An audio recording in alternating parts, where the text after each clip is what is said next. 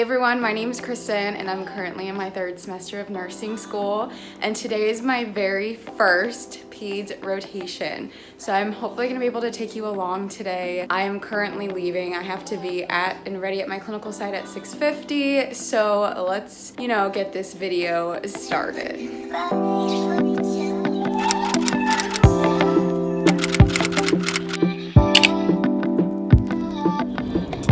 It's currently 6:13 and let me tell you, I already know this semester is going to be so difficult for me to wake up because as winter approaches, it's going to be so dark at 5 and 6 in the morning, and then where I am, it usually starts getting dark like November, December, like 5, 6. So literally by the time I'm out of the clinical site, I have like 2 hours, not even of sun. So there's one thing that I'm bummed about for peds clinical, and I know I already found out that we're not allowed to be giving medications. So I had to do a lot of math at the beginning of my semester, specifically to learn how to administer peds medication correctly, because we dose peds medication off of their weight. So yeah, finding out that I had to do all that math to then like not even be able to administer medication, and I think I've been told the whole semester, so I don't really know what to expect going into this clinical, because if that's the case, I'm gonna be very bummed. I mean, I know I can possibly do everything else, but the point of going into clinical is be able to be the student nurse and be able to practice all the skills that we need to know. So that's pretty disappointing, but hopefully that changes, because obviously peds is where I want to end up. I mean, specifically the NICU, but I would be happy with peds as well. So, but I do have to be at the clinical site at 6:50, and I have to be ready to go, stuff dropped off, everything in my scrub pockets that I need, because report starts at 7. And I'm actually on the floor until I think 2 o'clock, and then like we have post-conference and everything. So I currently just have a smoothie, but I ran out of strawberries, so it's only banana today. I also do suggest that whenever you're going to clinicals, make sure that you get a good breakfast in. Don't take my advice. I'm not a big breakfast person, so I usually don't eat breakfast. But I do just try to like pack my smoothies full of like nutrients so I don't get hungry around like 10 and 11 o'clock in the morning. But there have been people that have passed out in my program from not eating breakfast at clinical. So please make sure you eat a good breakfast. And even if it's not like a super gourmet, like American style breakfast, just make sure it's like a granola bar or something that has like a lot of protein and just some carbs to it. Okay, I'm totally at a stoplight, but I just had to show you that the moon is still out, and I love when this happens.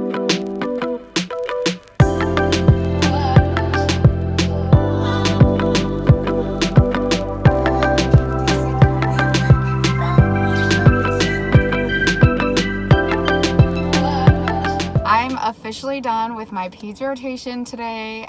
It is currently 2:44. We were supposed to leave at 2. I was helping my nurse out, you know how that goes, and I did not want to end the day, so I ended up staying a little bit too late, and my clinical instructor was like, okay, it's time to go. So it was a pretty good day. My patient had a lot going on, so I actually got to see a lot, which is really nice. I'm about 15 minutes from home, so I'm gonna get home and then shower, and then I will go ahead and vlog about how my day went.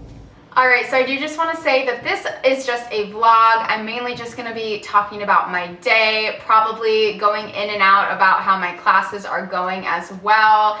So I'm going to try to keep it more peds focused, but I may end up talking about other things because I feel like all my classes are kind of interrelated this semester with peds and OB, and then community health just thrown in there. But I will try my best to stay on track, and hopefully you enjoy watching this video as I discuss my day. I quickly just want to throw out there, this morning it was nice and beautiful, and now there is a cloud coverage. I swear it looks like it's winter already, and it is not even the end of September. Yeah, it's in the 60s right now, so it feels really nice.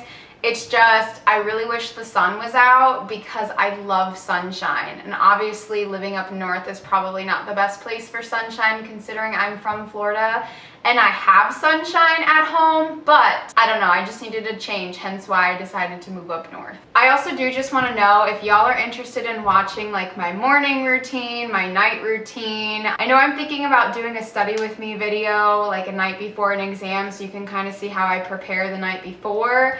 So let me know if you're interested in any of that content, just because I'm not going to film it if nobody's interested. So before I dive into my day, I do just kind of want to orient you. So the way that my hospital is set up, there's just one peds floor, and the peds floor includes the ICU, the step-down ICU, and then just the general medicine floor.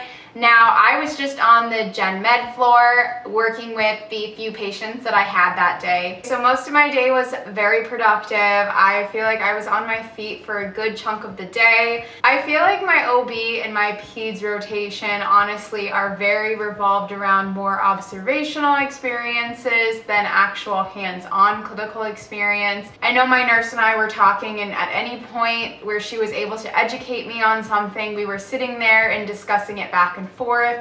I did find out that my nurse was in my program a few years back, so she did have lots of advice to give me on peds and OB, which was very helpful for me, so I was very thankful for her. It was really nice to have that aspect of my nurse who recently graduated a year and a half ago, just because she still understands what it's like to be in my shoes. It was really easy to have a conversation with her. I felt super comfortable to ask questions. Whenever I had a question, I literally just asked her, because I feel like obviously with the whole virus situation, I still have a lot of questions, and there are still skills that I haven't completely mastered yet because I haven't really been able to get into my skills lab and practice these skills. So let's just start from the very beginning of my day. When I got there, my clinical instructor introduced herself.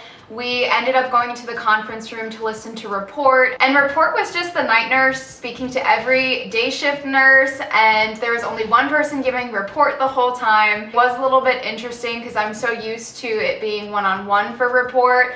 So I was like trying to keep up because this individual went so quickly through all the patients, and granted, there weren't as many patients as there normally are. I was told that just because the virus has really limited what we can do, especially with like families and honestly children not going to school and children not going to different parks, amusement parks, doing different things throughout the day, they're not at risk like they were previously. So a lot of the patients that my hospital are currently seeing are like trauma patients in car accidents, or for example bike accidents, or jumping off their trampoline and breaking something. So it's a lot more traumatic issues they're seeing right now, which I was told is a little bit different than the normal patient population. And like I said, there aren't as many patients being admitted right now, but I was assigned one patient for the whole entire day. But I did follow around my nurse to her other patients as well, just so I could get more experience. My patient obviously wasn't feeling the best, so I really wasn't able to interact with my patient 100%, which, you know, makes sense. If you're not feeling well, you're not going to want to be very interactive.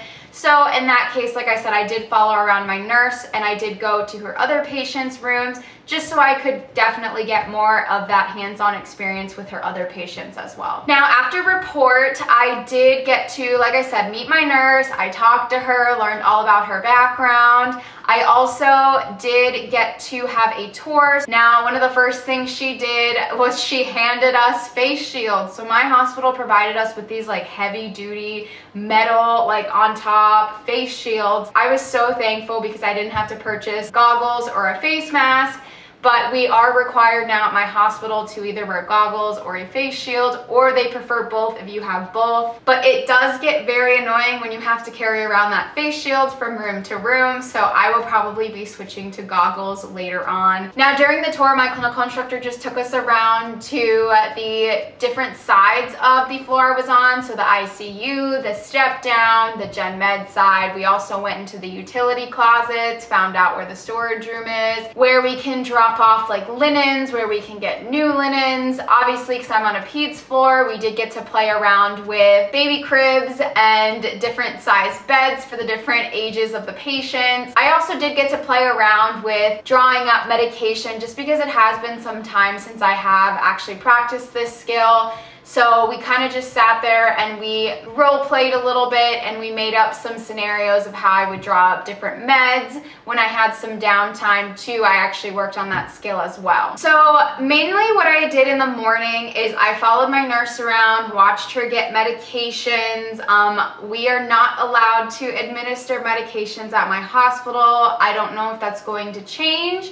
I've heard that that's not been a rule previously, so I'm not quite sure what the dilemma is or kind of what's going on with that situation. You know, and it's kind of frustrating, and I'm gonna vent a little bit when my peds instructor makes us do a bunch of math problems because they told us, well, we're gonna get tested for a math exam in your peds clinical group whenever you have peds online, or if your clinical instructor wants to do it on site, they'll give you a test on site, and you have to get a 100% to be able to administer medications in your peds rotation.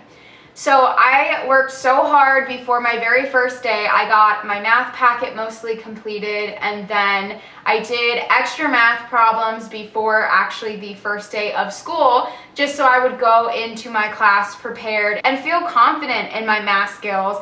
And then I come to find out that I don't even get to give medications, and most of these medication calculations that we have to do, either the pharmacist does it or it's already manually entered in on the computer, so the computer can do it for you. So it's almost like I'm kind of frustrated that I put in the time and the effort to do all that, but I mean, I'm grateful that I know how to do a math problem when it comes to peds math calculations.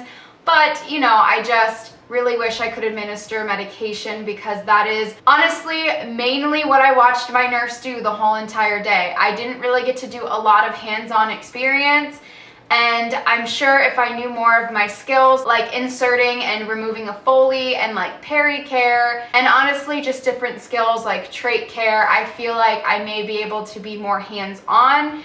But then again, when you're in a peds situation and you have parents there, because in my hospital we are allowed to have parents as visitors right now, even though there is a pandemic, they are allowing visitors. They do have to be 18 or older, and I'm pretty sure at my hospital they have to also be related in some way, or they have to be like the guardian or the caretaker. A lot of the times when you have that parental figure there, they don't really want students working on their children. So even in that case, I really didn't get to do much other than take vitals and honestly do my full head to toe assessment. And even with my patient, because of the condition my patient was in, I couldn't even really get my patient up to be able to listen to the lung sounds in the back, because that tends to be a lot more clear and easier to hear those lung sounds in the back. So my head to toe is actually very limited in that sense. So I tried my best to get a full detailed head to toe. Like I said, I mainly just followed my nurse around for morning meds, and a lot of the medications were just oral medications. There weren't really any IVs or anything like that that were administered that day. Now, when it did come time to take vitals, normally my hospital takes them around 10 a.m. and 2 p.m. So I did go in and take vitals a little bit before 10, and that was nice because my patient was sleeping, so it was very easy to just ask my patient, hey, is it okay if I take your vital signs? And honestly, I quickly did the vitals and I was out of the room. I obviously did ask for pain, so I, like I said, did have to wake my patient up. But once I was done with vitals, I did leave the room.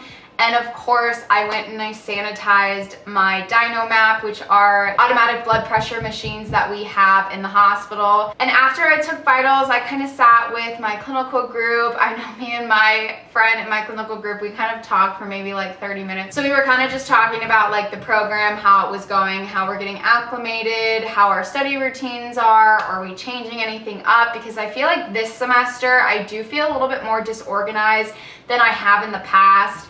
And I'm really trying to get it together, but I just feel like my professors this semester aren't giving the best guidance on really how to approach the material. I know most of nursing school is just doing it yourself and figuring it out, but for one of my classes, actually community health, I do not have a textbook.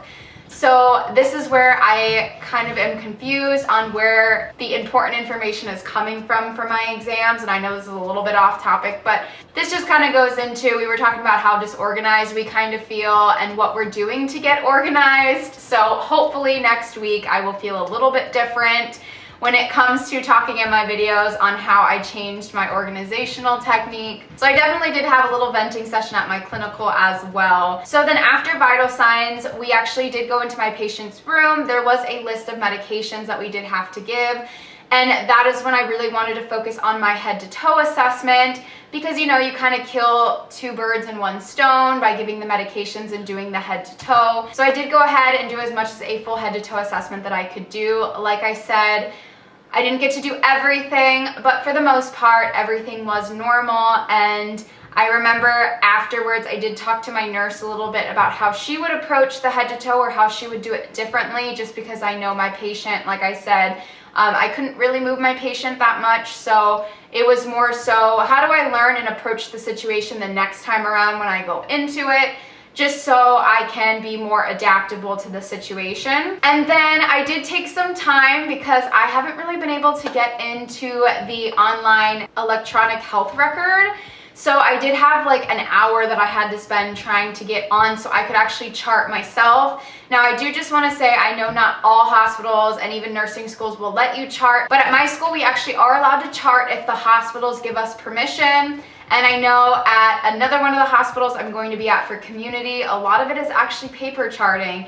So it's nice in the sense of I get to learn both aspects of charting online and then paper charting, but I do know a lot of hospitals don't use paper charting anymore unless the EMR goes down for any reason. I definitely try to get logged into that, and I actually found out that only 2 individuals in my clinical group actually got access. So I was only one of the 2 that could actually document my full head to toe assessment. And I had 2 weeks off between my summer semester and my fall semester, and I completely forgot how to chart a full head to toe. And I had to chart a head to toe last semester in med surg too. And I don't know what it was. I was starting to chart my head to toe and I was like, I don't remember how to do this. But then again, I'm not the most technologically savvy or advanced, honestly. I've literally had to pick up tips and tricks as I'm even just filming YouTube videos, because honestly, technology is a struggle for me. So that was interesting. I honestly had to relearn how to do a head to toe, but thankfully when my clinical instructor looked at it, because there were only 2 of us she could honestly grade, she said, no, Kristen, it looks fine. You're doing great. She's like, don't stress. And I was like, that's what I do. I stress, unfortunately. I am a stressor and I get overwhelmed very easily if I feel like I don't know what I'm doing. And of course, I did take a lunch break. After lunch, I actually did get to go back and watch a Foley catheter be inserted. Like I said, I did learn Foley catheters over Zoom my very first semester back in like March or April. So I didn't get the best training when it comes to Foley catheters. Obviously, I've watched videos since, and being in my med surg clinical, I did get to learn how to do like a little bit of peri-care and a little bit of taking care of the catheter, but I still really haven't gotten that hands-on experience, and I honestly have not seen one be inserted or taken out. I have seen one straight cath previously, but it was really nice to watch the whole entire process when it comes to inserting a Foley catheter, just because this is a little bit different than a straight cath, and obviously the Foley stays in for an X amount of time, where a straight cath is just a one and done and then you take it out. I did get a close-up of really how that works, and I was very excited, honestly, just because I'm learning new skills. I feel like I haven't learned anything new when it comes to clinicals in quite some time, just because the way that my clinicals are honestly set up. I'm on site every other week, and then I have an online clinical every other week, so we are rotating back and forth. And the way that my OB clinical worked out, my very first day was just my orientation, and my instructor got confused and didn't know that that was supposed to be a full clinical day, so I have not been to an OB clinical on site yet. My first one is the 21st, so I do have a while to go. Now, I obviously did feel really bad for my patient. Unfortunately, Foley catheters do hurt when they are being inserted. I definitely felt the pain like coming off of my patient, and so I do need to know that as a nurse, I need to toughen up just a little bit, because when you're inserting a Foley, you want to be gentle, but you also need to apply some force. And I know me, if I was in that situation, I'd be like, oh my God, am I hurting you? Okay, let's stop. But you don't want to stop when you're inserting a Foley, because then you're just creating more pain for that patient. And when it got towards the end of my clinical shift, I got very lucky. My clinical instructor did not require us to actually do a concept map just for the first day. She was like, I'm just gonna take it easy and let you guys all take it easy. She's like, don't stress about today. Just go in, try to learn as much as you can. And I didn't have to do a concept map, which I was so thankful about. I did have to present an S-bar to my clinical instructor though, so I did have to go through the situation, the background, the assessment, my recommendation, and I actually did get to watch a COVID test being done. As for the COVID test, no, my patient did not have COVID. At the hospital I'm at, every patient is actually required to get COVID tested before they're admitted and in a room, because if they do have COVID, they are transferred to a specific unit at my hospital. But in this case, or in other examples, if a patient is being discharged to another facility, that facility might want the patient to get COVID tested, at least where I am, just so they know if they're bringing in COVID or not. It is a lot easier to spread the virus in a facility versus obviously being somewhere else. So they do just want to take precaution, but I've never actually seen a COVID test being done. Now I do know it is a little bit strange of a test. They just take a little clear swab and they stick it up your nose pretty far. But now imagine if you have patients that are suffering from trauma and you can't really go as deep as you need to.